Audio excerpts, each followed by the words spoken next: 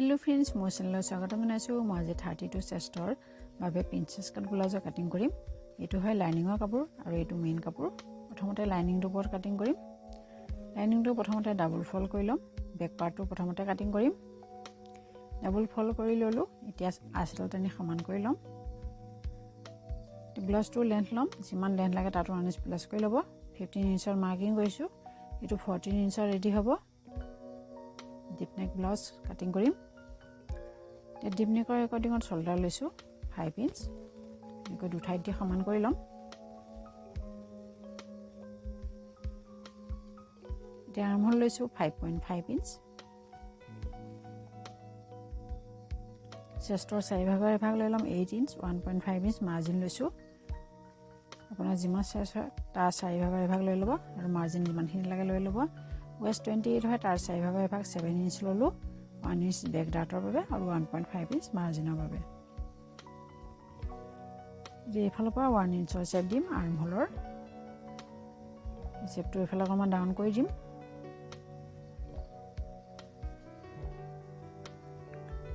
নেকো ৰাখিম 2 inch.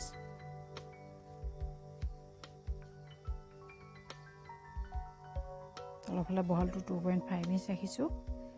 Back নেকটো length ৰাখিম 9 inch. আপুনি কম বেছি কৰিব পাৰে। বক্স বনাই ললো। নেকৰ ফালে অকমান ডাউন কৰি দিম। এতিয়া মই ইয়াত যিকোনো শেপ দিব পাৰো, কিন্তু মই ইয়াত কাৰ্ভ ভি শেপ ড্ৰ কৰিছো।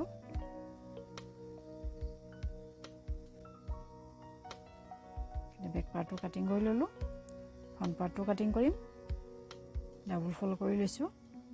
প্ৰথমতে লাষ্ট টানি সমান কৰি লম। ইফালে হুক আৰু কাচপটিৰ বাবে 1/2 ইঞ্চ লৈ লম এক্সট্ৰাকৈ।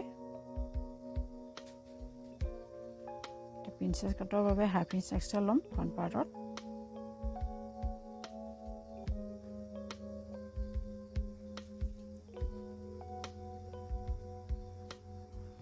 এই দুটা চিনৰ ওপৰত বেক পাৰ্টটো বহাই দিম।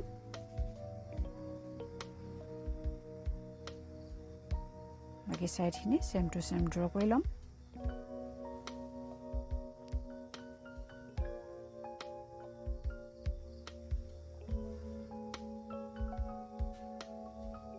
বেক পাৰ্টটো উঠাই দিম।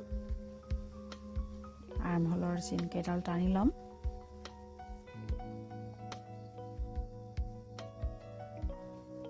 ফ্ৰন্ট নেকটো লেন্থ ৰাখিছো 6 ইঞ্চ। আপুনি কম বেছি কৰিব পাৰে। ইফালে বহলটো 2 ইঞ্চ ৰাখিছো। এটা বক্স বনাই লম। ইয়াত মই ৰাউন্ড শেপ দি দিছো। ওপৰৰ পৰা বাছ পইণ্ট লৈছো 10 ইঞ্চ। ইফালৰ পৰা 1/2 ইঞ্চটো বাদ দি 3 ইঞ্চ লৈছো। ইফালে 3.5 ইঞ্চ লৈছো। এনেকৈ মিলাই দিম। ইয়াৰ পৰা আৰ্মহোললৈকে প্ৰিন্সেছ লাইন ড্ৰ কৰি দিম।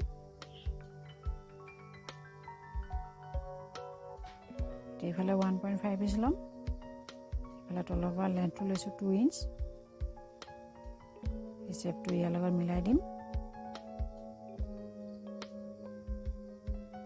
এইফালে 1.5 ইঞ্চ লৈ লম কাৰণ এইটো শেপত গুচি গৈছে।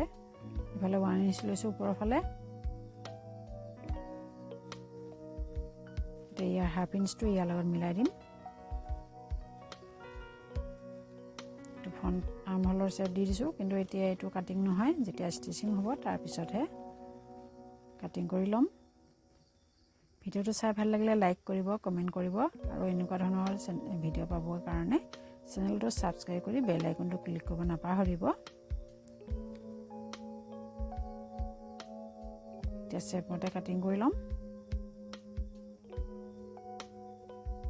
ইয়াৰ জইনটো খুলি লম।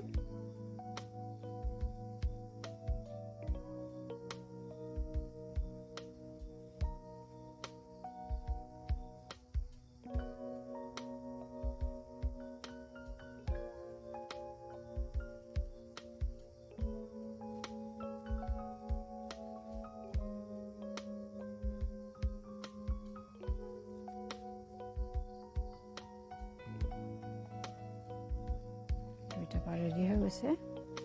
এইটো 5 পইণ্টত চিনডাল দি মিলাই থম। ষ্টিচিং কৰোঁতে এই দুটা পইণ্ট লগ লাগিব লাগিব। এতিয়া স্লিভছ কাটিং কৰিম 4 ফল্ড কৰি আহিছোঁ প্ৰথমতে চিনদানি সমান কৰি ল'ম স্লিভছটোৰ লেন্থ ল'ম 10 ইঞ্চ এইটো 9 ইঞ্চৰ ৰেডি হ'ব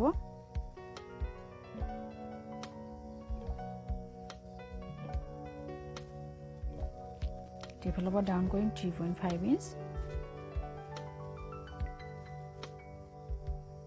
এতিয়া বেক আৰ্ম হোলটো মেজাৰমেণ্ট কৰি ল'ম ওপৰৰ পৰা হাফ ইঞ্চ বাদ দি জুখিছোঁ ফিটিং লাইনলৈকে যিমানখিনি পালোঁ সিমানখিনি এনেকৈ বেকা কৰি লৈ ল'ম ইয়াৰ মাৰ্জিনটো লৈ ল'ম যিমানখিনি লাগে 1.5 ইঞ্চ ৰাখিছোঁ নহ'লে এইটো মেথডতো কৰিব পাৰে ওপৰৰ পৰা এনেকৈ চিন টানি দিব তাৰপিছত চেপ দিব নহ'লে তাতকৈ সহজ উপায় এইটো যিডাল চিন ইয়াৰ পৰা ইমানখিনি পাইছিলোঁ তাক হাফ কৰি ল'লোঁ লৈ ইয়াত দি দিছোঁ চিধা কৰি ইয়াৰ পৰা টানিম আঁচডাল এইখিনি চেপ দি দিম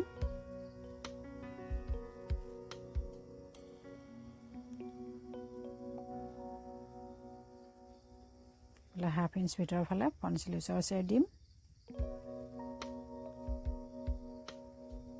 স্লিভছ ৰাউণ্ড যিমান হয় তাৰ হাফ লৈ ল'ম 10 ইঞ্চ হয় 5 ইঞ্চ লৈছোঁ মাৰ্জিন 1.5 ইঞ্চ ৰাখিছোঁ এনেকৈ মিলাই দিলোঁ পইণ্ট কেইটা কাটিং কৰি ল'ম ইয়াৰ চেণ্টাৰত কাট লগাম সৰুকৈ এতিয়া ফুৰি ল'ম স্লিভছটো তাৰ আগতে এফালে সমান কৰি লওঁ দুটা বল্লা খুলি ল'ম লৈ ফ্ৰণ্ট স্লিভছৰ চেপটো কাটিং কৰিম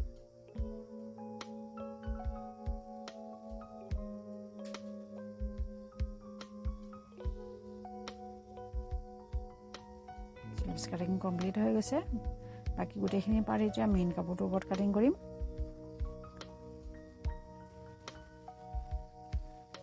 এটা ফল্ডেড সাইডৰ ওপৰত ফল্ডেড সাইড ৰাখি ইফালে বেক পাৰ্টটো প্ৰথমতে কাটিং কৰিম অলপ এক্সট্ৰা কৰি ৰাখি কাটিং কৰি ল'ম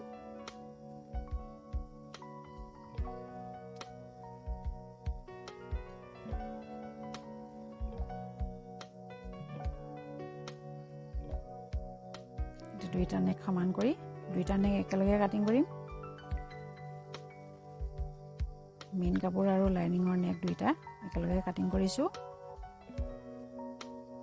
ইয়াৰ পিছতে বাকি পাৰ্ট কেইটাও কাটিং কৰি ল'ম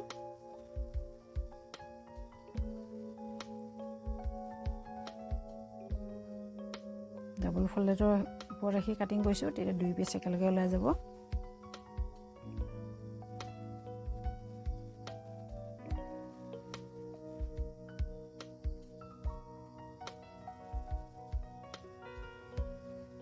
এই দুটা পাৰ্টও কাটিং কৰি ল'ম কাটিং কৰি ল'লোঁ এতিয়া বাকি বাছি থকা এইখিনি কাপোৰ স্লিভছ কাটিং কৰিম 4 ফল্ড কৰি ল'ম প্ৰথমতে